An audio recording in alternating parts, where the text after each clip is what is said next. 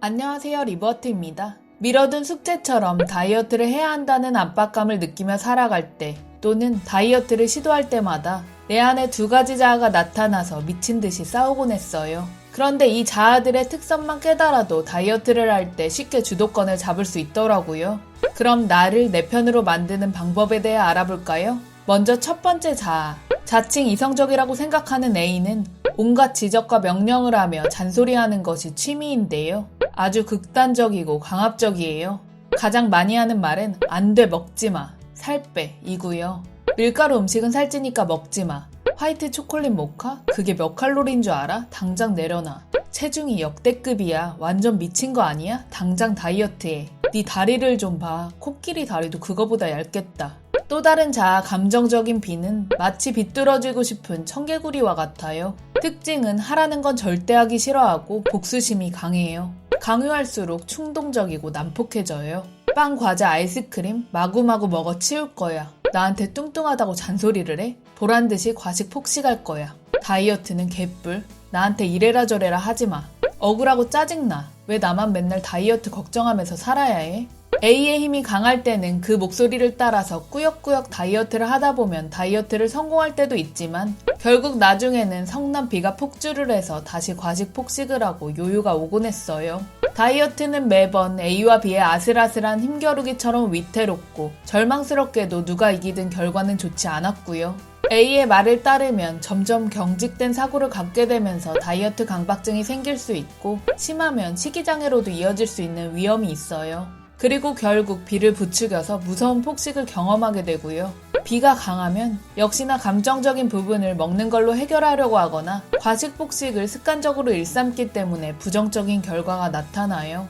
그럼 이러지도 못하고 저러지도 못하는데 어쩌라는 걸까요? 잠깐 구독과 좋아요 그리고 알람 설정하기 누르시면 다이어트 및 건강 정보를 가장 빠르게 받아보실 수 있어요. 머릿속에서 아주 난동을 부리고 있는 A와 B의 싸움에 지칠 대로 지쳐있던 어느 날 A와 B의 목소리 둘 다 뭔가 잘못되었다는 걸 깨달았어요. 다이어트 성공은커녕 심신이 점점 소모되고 망가져가는 기분이었어요. 결과도 늘 부정적이었고요. 그리고 문득 그걸 바라보고 있는 세 번째 자아, 또 다른 나를 인식했어요. 바로 관찰자이자 중재자인 C였는데요. C는 참을성이 많으며 나를 비난, 판단, 평가하지 않고 객관적인 사실만을 말하며 묵묵하게 바라보는 자아인데요. 침착하지만 바른 소리를 잘하고요. 저는 어느 날부터 C의 목소리에 집중하고 질문을 하기 시작했어요. 예를 들어 B가 막강해져서 과식 폭식을 했으면 A가 불쑥 튀어나와 너는 정말 한심해. 그렇게 폭식하면 몇 킬로나 금세 불어날 거야. 이런 식으로 나를 자책하고 비난하곤 했는데 A 목소리를 끄고 갑자기 내가 왜 이러는지 곰곰이 생각해보며 무슨 일이 있었어? 라고 물어보는 거예요. 처음에는 도통 나도 나 자신을 몰랐어요. 이해하지 못했고요. 그런데 꾸준히 관찰하다 보니 B가 폭주하는 이유가 항상 있었어요. 스트레스를 극심하게 받아서 풀고 싶다거나 힘들고 따분하고 외로움 등의 부정적인 감정을 전환하고 싶다거나 혹은 불편한 자리, 편치 않은 사람과 식사를 한 경우에도 증상이 자주 나타났어요. 그리고 뭔가 한동안 먹고 싶었지만 그 식욕을 억누르고 외면하고 있다가도 폭식 과식이 터지곤 했고요. 타인과 나를 비교하며 열등감을 느낄 때나 남이 나에 대해 함부로 이러저러하다고 말할 때도 마찬가지였어요. 과식 폭식은 무조건 나쁘고 증오해야 할 대상이었는데 어쩌면 내면에서 도와달라고 알아달라고 외치는 아우성 같은 게 아닐까라는 생각이 들었어요. B는 마치 관심을 달라고 떼쓰는 아이 같았어요. 그런데 C의 관점으로 나의 마음을 알아주는 것만으로도 신기하게 과식 폭식의 증상이 완화되었어요. 이제는 증상이 나타난 후가 아니라 뭔가 먹기 전에 혹은 뭔가 먹고 있을 때 C의 목소리에 귀 기울여 봤어요. 뭔가 먹고 싶을 때는 정말 먹고 싶어? 가장 먹고 싶은 게 뭐야? 라고 물어보며 상상으로 이것저것 먹어봐요. 그리고 나를 위한 최선의 선택을 해요. 딱히 특정 음식이 당기지 않으면 그냥 메뉴 상관없이 식사를 하면 돼요. 하지만 스트레스를 풀기 위해서 혹은 감정적인 것을 해결하기 위한 수단으로 먹으려는 건 아닌지 체크해봐요. 때로는 그것도 허용해주지만 굳이 배가 고프지 않다면 산책, 책 읽기, 영화 보기 등 내가 좋아하는 다른 것들을 제안해보기도 해요. 먹는 중에는 즐겁고 행복하게 먹기, 기분 좋을 정도로 배부르게 먹기, 과하게 먹어서 괴로움을 느끼지 않게끔 의식하면서 먹어요.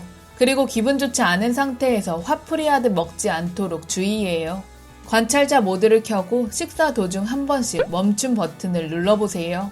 저는 더 이상 불필요한 관계를 이어나가기 위해 에너지를 소모하지 않아요. 스스로 내 외형에 대해 지적하거나 판단하지 않으려고 의식하는 편이에요. 내가 습관적으로 나를 부정적으로 평가하면 남에게도 나에 대해 함부로 말해도 된다고 허용하는 것과 마찬가지예요. 나의 외형, 식습관에 대해 선을 넘게 지적하는 사람이 있다면 정중하게 그런 얘기를 하지 말라고 부탁할 수도 있어요.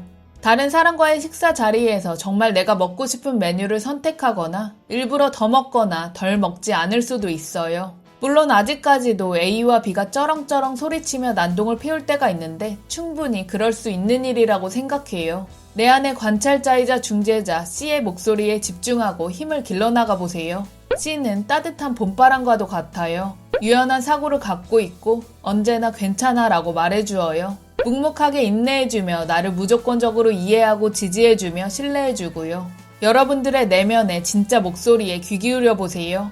그럼 긴 여정이었던 다이어트를 멈출 수 있어요. 각종 의견 및 사례 그리고 안부는 댓글로 남겨주시고요. 온 우주는 당신 편이에요. 언제나 당신을 온 맘 다해 응원할게요. 고맙고 사랑합니다. 우리 존재 화이팅!